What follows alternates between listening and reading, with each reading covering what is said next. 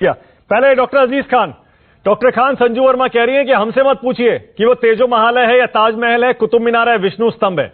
अगर कोर्ट में याचिका जारी है तो कोर्ट को फैसला करने दीजिए।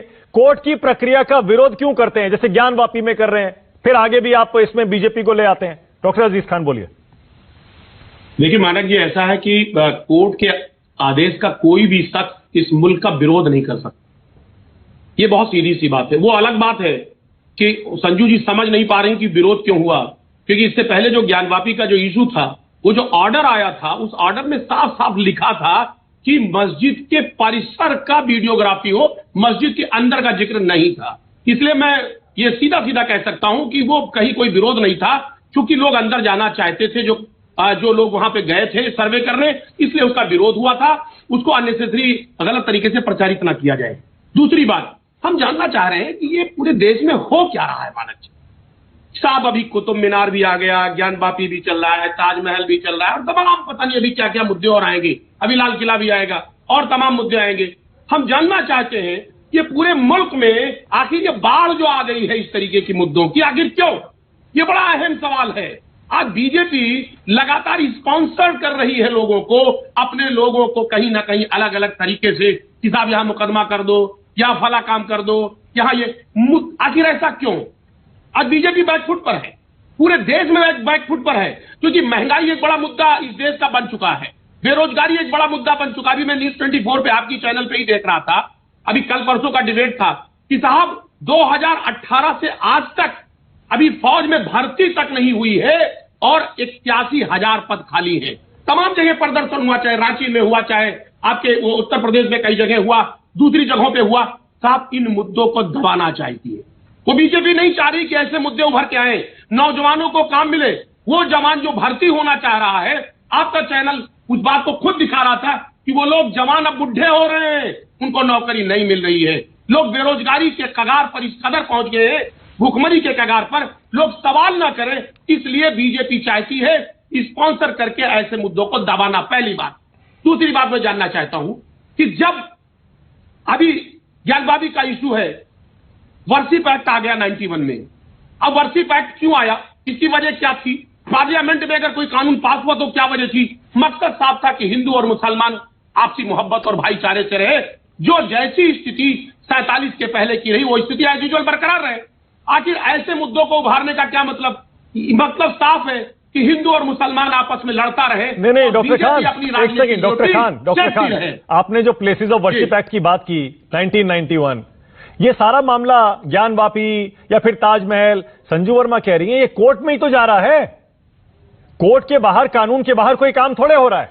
अगर आप एक संसद के कानून का हवाला दे रहे हैं तो यहां भी कोर्ट ही तो सुनवाई कर रहा है। क्या दिक्कत है? कोर्ट को तय करने दीजिए। देखिए मानक जी, आप जानते हैं कि जब बाबरी मस्जिद का जो फैसला आया था, उसमें सुप्रीम कोर्ट ने क्या कहा था? उसने साफ कर दिया था कि अब इस मुद्दे को छोड़ करके बाकी कोई भी मुद्दा अब जो जैसी स्थिति में बरकरार है। सुप्रीम कोर्ट ने भी कहा, पार्लियामेंट में भी कानून 91 में पास हुआ। अब इससे बड़ी संस्था क्या है दुनिया में? नहीं, लेकिन डॉक्टर खान, लेकिन ये संगीत रागी मेरी पिछली डिबेट में भी ये तर्क दे चुके हैं। वो कहते हैं कि आपको लगता है कि जो जज सुनवाई कर रहे हैं ज्ञानवापी की, उनको नहीं पता है सुप्रीम कोर्ट का ऑर्डर क्या था? वो सुनवाई कर रहे हैं ना, और अगर दूसरे पक्ष को दिक्कत है तो वो सुप्रीम कोर्ट जाके इस सुनवाई को रोकने के लिए याचिका डाल सकता है। देखिए मानक जी, मैं कोर्ट पर कोई किसी तरीके कटाक्ष नहीं करना चाहता हूं, लेकिन हो सकता है संज्ञान में बात ना आई हो, और अगर आई है तो सुप्रीम कोर्ट बहुत बड़ी अथॉरिटी है, उसको लोअर कोर्ट को उससे संज्ञान में लेना चाहिए। पार्लियामेंट एक देश का बहुत बड़ा पंचायत घर है। अगर वो पंचायत करके कोई मुद्दे को तय करता है तो देश की जितनी भी अदालतें, लोअर कोर्ट है या डॉक्टर खान, बल्कि मैं तो ये कहता हूं कि आपकी यूपी में सबसे बड़ी विपक्षी पार्टी है, आपको इस पर जाना चाहिए कोर्ट। आप जब यहां कह रहे हैं कि बीजेपी ये मुद्दे उभार रही है, जानबूझकर देश का माहौल बिगाड़ रही है, कानून का उल्लंघन हो रहा है, 1991 के वर्शिप एक्ट का उल्लंघन हो रहा है, सुप्रीम कोर्ट के आदेश का उल्लंघन हो रहा है, आपकी जिम्मेदारी बनती है, आपको जाना चाहिए सुप्रीम कोर्ट शिकायत लेके। जिम्मेदारी निभा रहे हैं, हम जिम्मेदारी निभा रहे हैं। अरे सुप्रीम कोर्ट जाना चाहिए आपको सुप्रीम कोर्ट से कहना चाहिए, देखिए नीचे वाले जज आपके आदेश का उल्लंघन कर रहे हैं। सर, संबंधित लोग कोर्ट जा रहे हैं, जिसकी जो जिम्मेदारी अपनी जिम्मेदारी निभा रहा है, और हम दावे के साथ कह रहे हैं, डंके की चोट पे कह रहे हैं कि जिस तरीके से बीजेपी स्पॉन्सर करके कि देश को भटकाना चाहती है। Okay, all right. Aziz Khan, एक बार आपसे ट्राई कर रहा हूं मैं, उसके बाद आ रहा हूं संजू आपके पास। डॉक्टर अजीज खान, अभी आपने थोड़ी देर पहले कहा अगर कोर्ट में ये चल रहा है हमें कोई दिक्कत नहीं है। अगर कोर्ट में चल रहा है और कानूनी प्रक्रिया पर भरोसा है तो फिर बीजेपी को इस मुद्दे के लिए जिम्मेदार ठहराना कितना सही है? अगर कोई दिक्कत है तो आप हायर कोर्ट में जा सकते हैं। अगर ज्ञान वापी मामले में, ताजमहल के मामले में, कुतुब मीनार के मामले में, सारे कोर्ट में है मामले। डॉक्टर अजीज खान, देखिए मानक जी, हमें एतराज क्या है ये मैं जरा बता दूं, आप बार बार पूछ रहे हैं एतराज। हाँ। कोर्ट में चल रहा है। देखिए, कोर्ट में इस मुद्दे को ले कौन गया, सबसे बड़ा इशू है। कोर्ट में कौन मुद्दा ले गया? स्पॉन्सर करके कोर्ट में इस चीज को ले जाया जा रहा है, अननेसेसरी मुद्दे को लटकाने और भटकाने और अटकाने के लिए। जो चीज पे पहले फैसला आ गया, ज्ञान वापी पे ले लें आप, जब वर्शिप एक्ट बन गया, सुप्रीम कोर्ट ने उस चीज फैसला दे दिया, उसको अननेसेसरी फिर से कोर्ट में ले जाने का क्या मतलब है? एक बात। दूसरी बात, कुतुब मीनार पर फैसला आया, सुप्रीम कोर्ट ने अभी लेटेस्ट एएसआई को बाकायदे निर्देशित किया कि क्या क्या करना है, क्या क्या नहीं करना है, बाकायदे उस पे एक स्टेटमेंट जारी किया। ताजमहल पे भी सुप्रीम कोर्ट का एक आदेश आया कि साहब ये जो आप तेजो महल कह रहे हैं ये काल्पनिक है।